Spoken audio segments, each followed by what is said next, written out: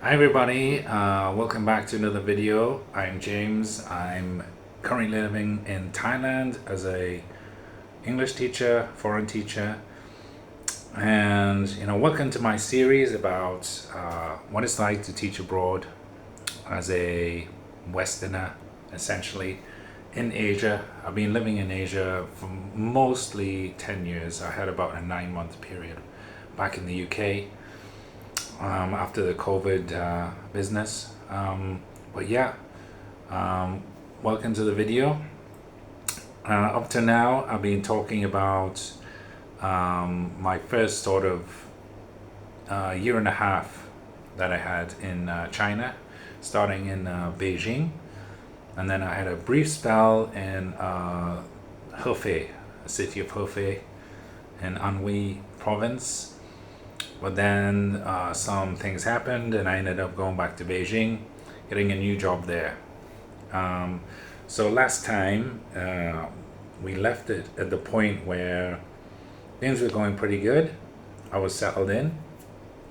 I was much happier at this particular company compared to the previous one. And, just enjoying things there. But then one day, something pretty crazy happened. And I remember I was in the office just preparing my classes and everything.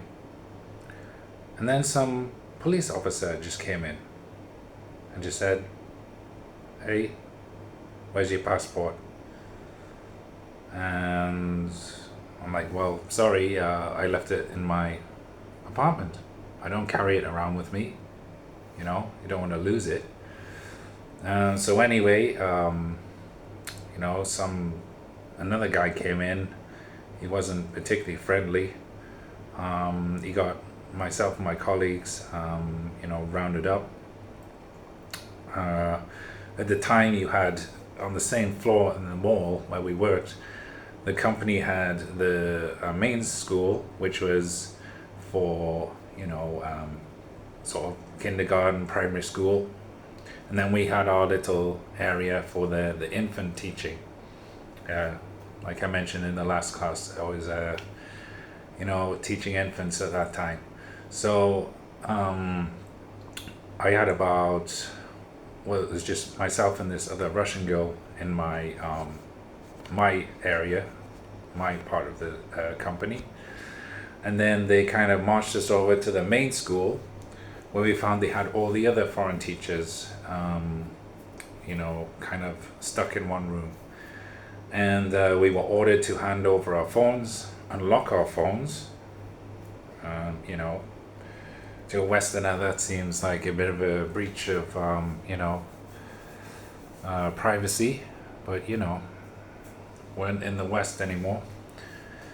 So we just did what we were told. I remember this one girl, she literally just started work that day, the first day. And, she gets, in trouble with the immigration authorities. So she kept on trying to talk to this police officer. And he kept on just telling her, "Look, you cannot talk. Do not talk."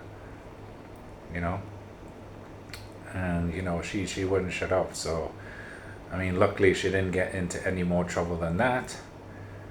But yeah, she was kind of pushing our luck a bit. So the rest of us just kind of sat there in silence, did what we were told. And then I remember we just kind of all got marched to the marched out of the mall. The whole of the mall could see us, like police marching some foreigners out. And I don't know, maybe that's kind of like a shame thing that they do.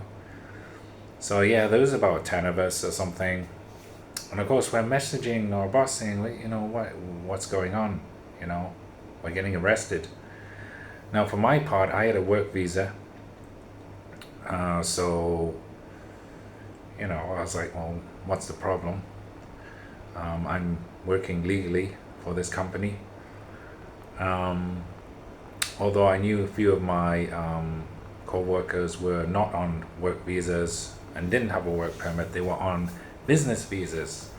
A lot of teachers use this to get around because they couldn't get work visas because they weren't native English speakers. They were from Eastern Europe or whatever.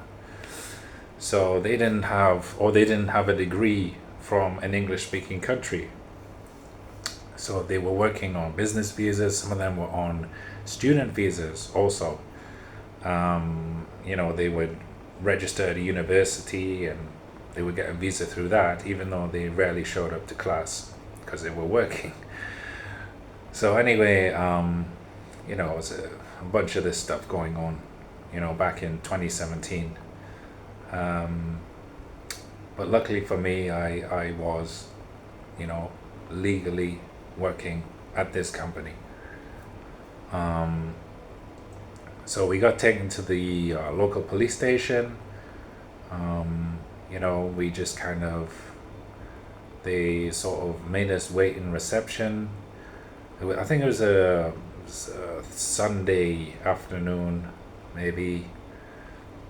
And then they took me over to another building, to an interview room. And it was just like a kind of a desk with a computer, a normal chair. And then behind that chair was some kind of chair with handcuffs and everything, like something to restrain you if you were uncooperative. I just thought that was a bit much, like I teach English to kids, like why? I'm not a murderer. Anyway, so it took about an hour and a half, the interview, mainly because he had to type everything word for word.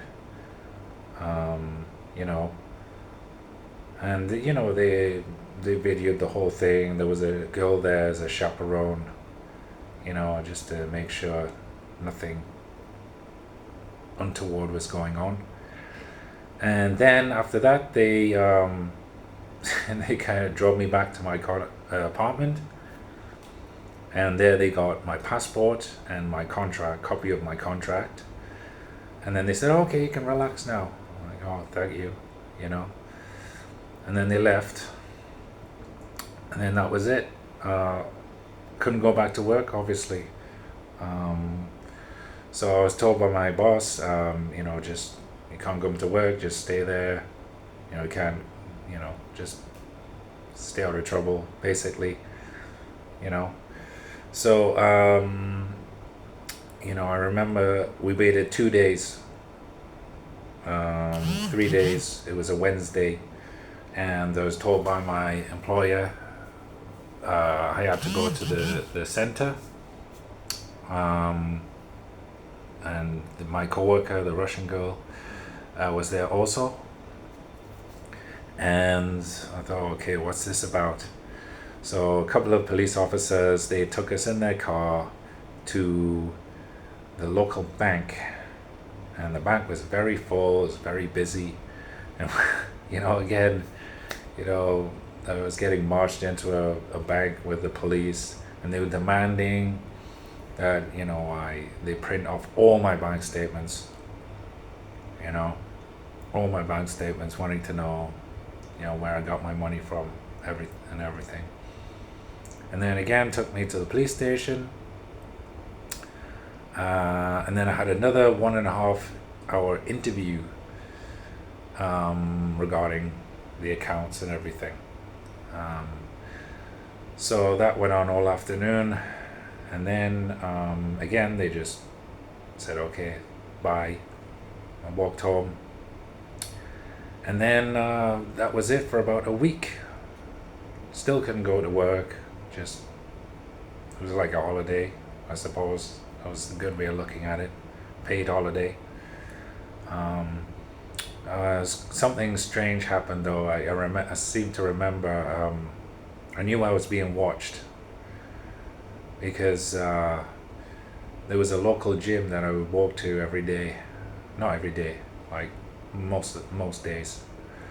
And I noticed there was a police car next to that gym every time during that period. And after that period ended, it was no longer there.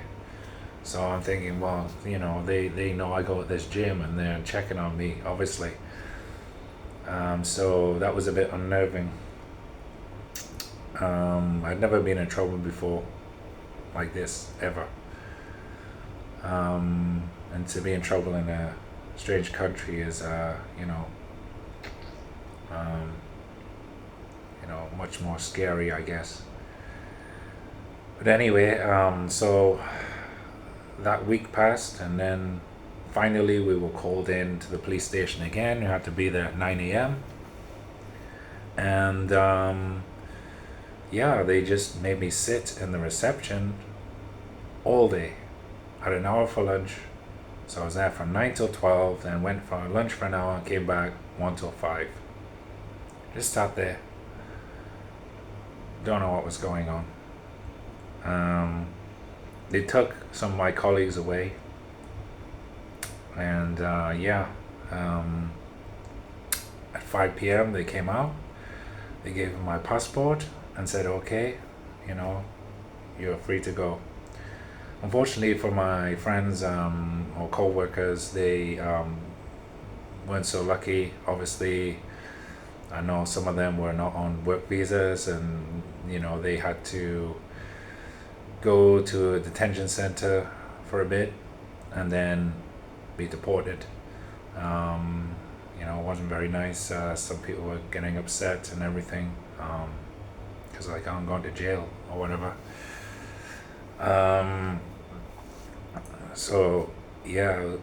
Particularly not a particularly nice time. Just when you think things are going smoothly. So anyway, my employer said it wasn't to do with us. It was to do with the fact that the company, didn't have the correct teaching license or whatever, or didn't have the correct documentation. So the police decided to, raid them and everything. That was that. And I remember they'd lost a bunch of their staff, so they asked me, I could no longer teach the infants. They were like, okay, right, now you need to come into the main school and teach the older kids, because we lost some teachers, and it's kind of surreal, having to go through all of that, and then it was, okay, come back to work tomorrow. See you tomorrow. So just serve that as a warning. I'm not sure how things are now. We're talking about 9 years ago, when this happened. But just if you go and work in other countries, make sure you're there and doing what you're supposed to be doing, and not on the wrong visa or anything, because maybe for a time the authorities will let it go, but at some point, especially now with immigration crackdowns happening everywhere, seems most of the world now, they'll suddenly start caring, and then you'll be in trouble. And so you're taking a risk, so there we go. That's my experience with immigration, the immigration police in China. So I wonder if any of you out there have had any experiences like this. Turned out okay in the end for me, luckily. Didn't go to jail or anything, and I was able to continue my journey teaching abroad. So anyway, thanks for listening.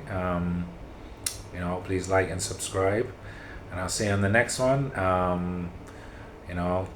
Just to continue talking about my life here in Asia. So thanks, see you later, bye bye.